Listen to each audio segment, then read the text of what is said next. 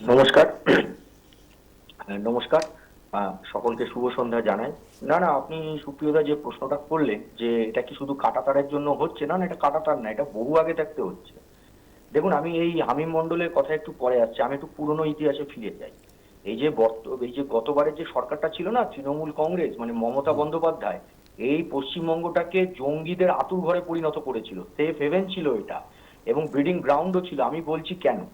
দেখুন, 2014 সালে যে খাগড়াগড়ের কাণ্ড, এটা তো প্রকাশ্যে এসেছিল, এটা নিয়ে তো বহু আলোচনা হয়েছে, এবং সেই সময় এই মমতা বন্দ্যোপাধ্যায় তার পুলিশকে দিয়ে সমস্ত এভিডেন্স ট্যাম্পারিং করা থেকে শুরু করে আইআইটি সমস্ত কিছুকে ডিস্ট্রয় করার কাজ করেছিল, সেদিনই তো বোঝা গেছিল। কিন্তু আমি আপনাকে আরেকটু পিছনে নিয়ে চলে যাই। সালটা হচ্ছে 2013। সালমান বাসির, পাকিস্তানের হাই কমিশনার। দেখুন, পাকিস্তানের হাই কমিশনার ভারতের কোনো একটা প্রদেশের মুখ্যমন্ত্রীর সঙ্গে বা কোনো একটা রাজ্যের মুখ্যমন্ত্রীর সঙ্গে দেখা করবেন, এতে আমাদের কোনো আপত্তি। কিন্তু প্রশ্নটা হচ্ছে পাকিস্তানের হাই কমিশনার, নামটা বুঝতে হবে, পাকিস্তান। ভারতের এতগুলো রাজ্য, কোন মুখ্যমন্ত্রীর কাছে উনি গেলেন না, উনি সোজা চলে আসলেন মুখ্যমন্ত্রীর কাছে। তার স্টেটমেন্ট বেরিয়েছিল, মুখ্যমন্ত্রীর স্টেটমেন্ট বেরিয়েছিল, সেই দুটো স্টেটমেন্ট আমি বলছি, তারপরেও শুনুন। যদি একবার হতো মেনে নেওয়া যেত। 2015, ঠিক তার 2 বছর পরে আব্দুল বাসিদ, পাকিস্তানের হাই কমিশনার, পুনরায় ফিরে আসলো। মানে সে আবার মমতা বন্দ্যোপাধ্যায়ের সঙ্গে দেখা করতে আসলো কেন? সেই দিনই আমাদের সন্দেহ হয়েছিল, তার মাঝখানে বিস্ফোরণ হয় 2014 খাগড়াগড় কাণ্ড। আমি আপনাকে বলছি, এই আব্দুল বাসিদ আর সালমান বাসির কি বলেছিল। তারা বলেছিল যে আমরা পশ্চিমবঙ্গের সঙ্গে, ভাবুন কথাটা, আপনাদের আর্কাইভে থাকবে, ঘেটে দেখবেন, তারা বলেছিল যে আমরা পশ্চিমবঙ্গের সঙ্গে পাকিস্তানের কালচারাল আদান প্রদান চাই। আচ্ছা, ভারতের নয় কেন? প্রশ্নটা তো এখানে উঠবে প্রথম। আর দ্বিতীয় কথা, পশ্চিমবঙ্গের সঙ্গে পাকিস্তানের কালচার। আরে পশ্চিমবঙ্গ তো একদিকে, পাকিস্তান তো অন্যদিকে। মানে আমাদের থেকে তো হাজার হাজার কিলোমিটার দূরে, না খান পান না রীতি রেওয়াজের কোনো আমাদের মেলবন্ধন আছে। যদি বাংলাদেশ হতো তবু নয় কিছুটা বোঝা যেত।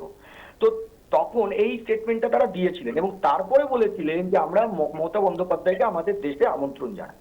এবং মমতা বন্দ্যোপাধ্যায় বলেছিলেন এই কথাটা, যে আমি নাকি ওদের কাছে খুব পপুলার লিডার। সেই দিন থেকে এই সমস্ত জিনিস আমরা ধরতে পেরেছিলাম। তারপরে তো একের পর এক খাগড়াগড় বিস্ফোরণ থেকে মানে সমস্ত দিক থেকে এনআইএ বারবার এসছে। শুধু এনআইএ নাই তো, গত মাসে দেখলাম উত্তরপ্রদেশের এসটিএফসি টিম, মানে স্পেশাল টাস্ক ফোর্স তো এসছিল, কেন বিভিন্ন মাদ্রাসা রেড হয়েছে।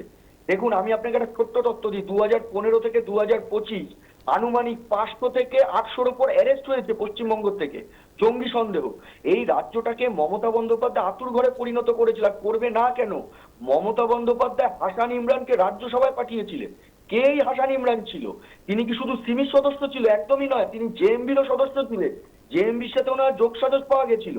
আমি আপনাকে বলছি, আজকে যে ঘটনাটা ঘটেছে, এই যে হামিদ মন্ডল যাকে গ্রেপ্তার করেছে, প্রথমে তো আমি ধন্যবাদ দেবো যে আমাদের পুলিশকে বা আমাদের রাজ্য পুলিশকে, যে দেখুন পরিবর্তনের পরে এই পুলিশ একের পর এক সাফল্য আনছে। বিগত 15 বছরে যখনই কোনো ব্লাস্ট হতো বা কোনো কার্যকলাপ হতো, সেন্ট্রাল থেকে এনআইএ আসতো, এবং এই তৃণমূল সেটাকে বাধা দেওয়ার বা পুলিশকে নিয়ে সমস্ত এভিডেন্স ট্যাম্পারিং এর যথাসাধ্য চেষ্টা করতো। কিন্তু আজকে দেখুন উল্টো, আজকে রাজ্য পুলিশ অ্যাকশনে নেমেছে, এসটিএফ অ্যাকশনে নেমেছে, তার জন্য তো আমি ধন্যবাদ দেবো। আর এটা প্রথম নয়, আমি আপনাকে মনে করাই, এই এপ্রিল মাসে 2026 এপ্রিল, মানে আমাদের মানে ইলেকশন যখন চলছিল সেই সময় কলকাতা পুলিশ গার্ডেন রিচ থেকে একজনকে অ্যারেস্ট করেছিল, তার নাম হচ্ছে হাসনান ইকবাল। সে আল কায়দার জঙ্গি ছিল। সে ইমেল থ্রেট করেছিল এবং বলেছিল যে আমি বোম্বেতে ব্লাস্ট করিয়ে দেবো, মানে যেটাকে আত্মঘাতী হামলা বলে, ফিদাইন ইয়েস, ইয়েস, যেটাকে ইয়েস। আমরা বলি। হ্যাঁ। তো এইগুলো তো হয়েছে, তো তার মানেটা কি? এরা কি এই সবে 4 তারিখের পরে হলো? 15 বছর ধরে এই কাজটা করেছে। এখন শ্রীবাস্তব বাবু যে কথাগুলো বলছিলেন, আমি মন দিয়ে শুনছিলাম, উনি খুব ভালো বলেছেন। উনি যে 3টে ডট কানেক্ট করলেন, আমি তার সাথে আরো 2টো ডটকে কানেক্ট করে দেবো। একটা ডট হচ্ছে যেটা সুপ্রিয়দা আপনি বললেন, যে এই যে কাঁটাতারের বেড়া, এই যে কাঁটাতারের বেড়াটা কেন দেওয়া হচ্ছিল না, মমতা বন্দ্যোপাধ্যায়কে কোর্ট পর্যন্ত বকাবকি করেছিল, তাতেও কর্ণপাত করেনি। তার সঙ্গে আমি অ্যাড করব চিকেন নেক। এই যে দুটো বড় ব্যাপার, মানে দেখুন, এই জঙ্গিদের সেফ হেভেন করে রেখেছিল, এবং তার সাথে লাস্ট আমি অ্যাড করব, যে ডটটাকে কানেক্ট করার জন্য বলবো, সেটা হচ্ছে রোহিঙ্গিয়া এবং অবৈধ বাংলাদেশি মুসলমান। এরা ঘুষপেইটি, মানে কোট আনকোট, এদের সবাইকে এবার যেতে হবে। তার জন্য এই সমস্ত শুরু হয়ে গেছে। মানে এই যে জঙ্গিগুলো যে আতুরঘর, তারা এখন বুঝতে পেরেছে যে এই যে অপারেট গুলো করা হতো, এই অপারেটটা হবে না কেন? পশ্চিমবঙ্গ তো সেফ হেভেন ছিল। এখান থেকে আপনি ভাবুন না, আপনি নেপালের দিক চলে যেতে পারবেন, আপনি ভুটানে যেতে পারবেন, বাংলাদেশ তো খোলা আছে। তো এর জন্যই বর্ডারটা লাগানো হচ্ছিল না।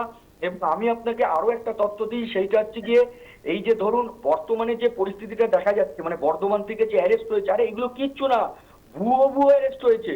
এমনকি শুধু তাই নয়, আমি আপনাদেরকে বলছি কিছুদিন আগে দেখবেন, সম্ভবত আমার যদি সালটা খুব ভুল না করি, 2024 সালে ঘটনাটা ঘটেছিল, ভূপতিনগরে একটা ব্লাস্ট হয়েছিল। সেই ব্লাস্টে এনআইএ যখন নেমেছিল, দুজন তৃণমূল নেতা অ্যারেস্ট হয়েছিল ভূপতিনগরের ব্লাস্টের থেকে। রাইট। সুতরাং এই রাজ্যটাকে বিগত সরকার টোটাল আঁতুড়ঘর করে রেখেছিল, এরা ছিল এদের ভোট ব্যাংক।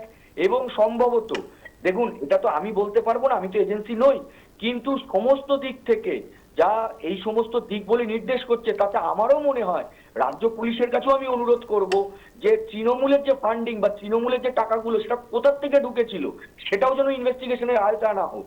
কারণ এটা আমাদের দৃঢ় বিশ্বাস যে বিদেশ থেকে ফান্ডিং ঢুকেছিল, এটা আমরা বিশ্বাস করি, কিন্তু আমি এটা তো জোর গলায় বলতে পারি না। অবশ্যই কারণ তদন্ত এগুলো সাপেক্ষ, সাপেক্ষ। তদন্ত সাপেক্ষ। ঠিক ঠিক ঠিক। হ্যাঁ, এগুলো তদন্ত সাপেক্ষ, একদম ঠিক, আমি বলতে পারি না, কিন্তু আমি অনুরোধ করছি আপনার চ্যানেলের মাধ্যমে, যদি কোনো আমাদের রাজ্য পুলিশের কেউ দেখে থাকেন বা এনআইএ এর কেউ আছেন, যদিও আজকে একটা এনআইএ থানা খুলেছে, তার জন্য আমি ধন্যবাদ দেব, আমি তাদেরকে বলবো যে না, পুরোটা স্ক্রুটনি করা হোক। মানে এই রাজ্যটাকে এরা যতুগ্রহ করেছিল এবং এই রাজ্যের মধ্যে দিয়ে অপারেটটা চলছে সারা ভারতবর্ষে।